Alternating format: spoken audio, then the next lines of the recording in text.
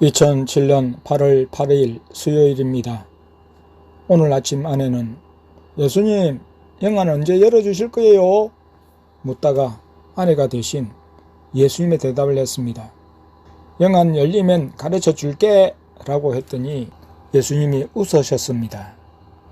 무엇이든 질문을 하면 영안 열리면 가르쳐 준다고 하시니까 그 말을 받아서 예수님과 성령님을 웃기려고 한 말이었는데 진짜로 웃으셨습니다. 또 질문을 하면 대답을 안 해주시고 턱을 쓰다듬으시면서 이라고 하시는데 막내가 예수님의 흉내를 곧장 잘 냈습니다. 요즘은 질문만 드리면 영안 열리면 말해줄게 라고 대답하시고 미소 작전으로 나가셨습니다. 아내에게 계속 상담 전화들이 왔습니다. 영적으로 공고하고 갈급한 성도들이 많이 있었습니다.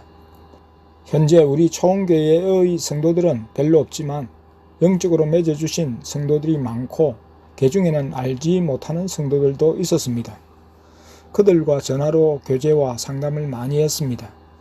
그들의 믿음이 더욱 굳건하게 자라가는 모습들을 보면서 마음이 아리한 부분도 있지만 기뻤습니다.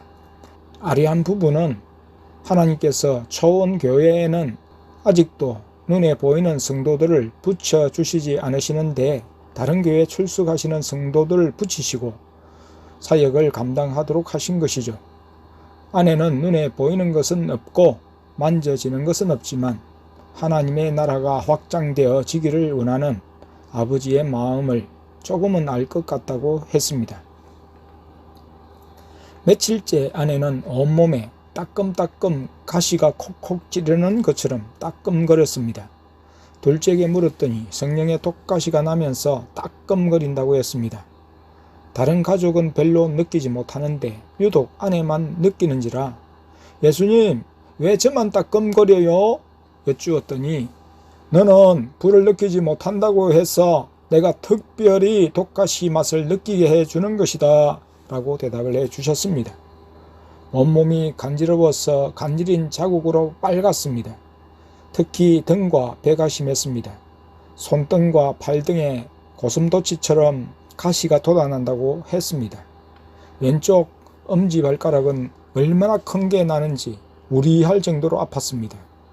둘째가 엄마, 콕콕 찌르면 찌르는 자리를 끌지 말고 손바닥으로 때리세요 하고 도서관으로 가는 차 안에서 가르쳐 주었습니다. 오후에 예수님이 문화센터 내에 있는 도서관을 가져가셨습니다. 성령님도 함께 하셨습니다. 내가 차를 몰고 아내와 둘째, 막내와 함께 갔습니다. 나는 먼저 오늘 신문들이 진열된 곳으로 가서 주요 뉴스를 살펴보았습니다. 눈에 들어오는 대로 신문들을 차례대로 보았습니다. 어떤 신문은 전체를 훑었고 다른 신문들은 대충 1, 2면을 보았습니다. 그리고는 어린이 서고로 향했습니다. 방학이라 많은 어린이들이 책을 보고 있었고 따라온 부모들도 책을 보며 읽어주기도 했습니다. 저만치 아내와 자녀들이 한 탁자에 앉아 책을 빼서 읽고 있었습니다. 내가 자녀들에게 예수님과 성령님이 어디 계셔? 물었습니다. 성령님은 서고에 꽂힌 책을 보고 계셨고 예수님은 내 몸속에 계신다고 했습니다. 그러면 내가 신문 보러 갈 때도 같이 가셨어? 그래요 했습니다. 새벽 5시 30분에 일어나서 글 작업을 하고 또 오전과 도서관에 출발하기 전까지 글 작업을 했습니다. 예수님과 성령님이 글 쓰는 것을 지켜보셨죠. 자녀들이 있을 때 예수님은 좀 쉬었다 해라 고도 하셨습니다. 나중에 낮잠을 자리라 생각했는데 도서관을 가는 바람에 책을 보게 되었습니다. 별도의 책을 보기보다는 아내가 본다면서 집에서 들고 온 한 책을 보았습니다. 데이비드 버레이너드의 신앙의 삶을 말해주는 책이었죠. 그는 29세로 짧은 생을 마쳤지만 성령님에게 붙잡혀 경건한 삶의 추구와 함께 인디언들의 구원을 위해 선교했던 신실한 종이었고 그 삶을 일기로 남겼습니다. 성령님이 버레이너드와 함께 일하셨어요? 예준이 그렇다고 하셨습니다. 그리고 브레이너드와 그의 일기를 모아 출판한 설교자 조나단 에드워드는 천국에 있었습니다. 이미 막내는 천국에서 이 둘을 만나보았습니다. 집에서 이 책을 보던 아내가 그들이 어디 있는지 예수님께 물었고, 막내가 기도할 때 예수님은 천국에 있는 그들을 만나게 해 주셨기 때문입니다. 자녀들은 주로 땡땡와 땡땡라는 만화책을 재미있게 읽었습니다. 오후 6시가 조금 되기 전 예수님이 이제 가자 하셨습니다. 둘째는 도서 대출 카드로 곤충, 특히 장수, 풍뎅이 사육에 관한 책들을 빌렸습니다.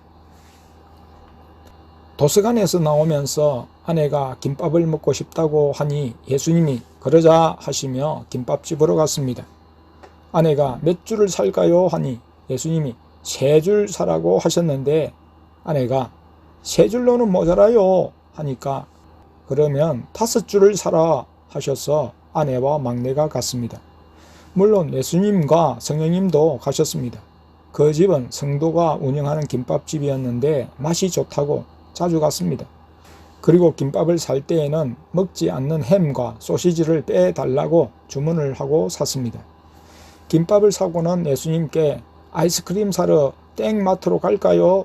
하니 좋다고 하셨습니다. 할인해서 묶음으로 파는 석땡땡 하드가 땡마트는 있겠지 하고 갔습니다. 전에 땡땡마트가 화재로 전소되는 바람에 얼마 전 다시 짓고 땡마트란 이름으로 영업하는 곳이었습니다.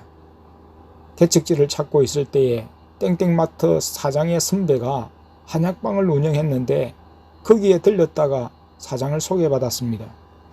사장은 새로 건물을 지을 때 우리를 위해 2층에 40평을 넣어주겠다고 한 참으로 고마운 사람이었습니다.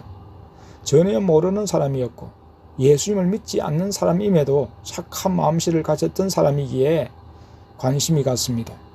그 당시 하나님은 그를 통해 우리에게 위로를 주셨던 것이었죠. 그곳 주차장에 차를 세웠습니다. 아내와 막내는 채소를 산다고 근처 다른 마트로 갔습니다. 성령님이 아내와 함께 가셨습니다. 예수님과 나와 막내는 마트에 들어가는 대로 먼저 아이스크림 코너를 갔습니다. 찾는 하드가 보이지 않았습니다. 작년까지만 해도 2곳에서 팔았는데 올해는 파는 데가 없었습니다. 하나님께 하드를 맛보여 드리려 했는데 아쉽게도 없었습니다. 대신 예수님은 다른 과자를 고르셨습니다. 계란빵 비슷한 종류 하나와 만들어 먹는 초코 과자를 고르셨습니다. 예수님이 단 것을 좋아하셔서 내가 예수님께 설탕을 드시지요? 설탕이 달잖아요? 하니까 설탕은 안 좋아해. 그러나 달콤하게 만들어진 음식은 좋아해 하셨습니다. 집에 도착해서 3일째 하나님께 김밥을 드렸습니다. 하나님 아버지는 천국에서 손을 뻗으셔서 3줄을 가지고 가셔서 드셨고 예수님과 성령님은 각각 1줄을 드셨습니다. 아내가 김밥을 먹을까요? 했습니다. 예수님이 땡땡이가 오면 먹자 하셨습니다. 첫째를 무척 챙기셨습니다. 얼마 안 돼요. 땡땡이가 학교에서 왔습니다. 아내가 라면 3개를 끓여 3그릇에 담아 드리고 나서 우리 가족이 그것을 먹었습니다. 오늘 저녁은 김밥과 라면으로 대신했습니다.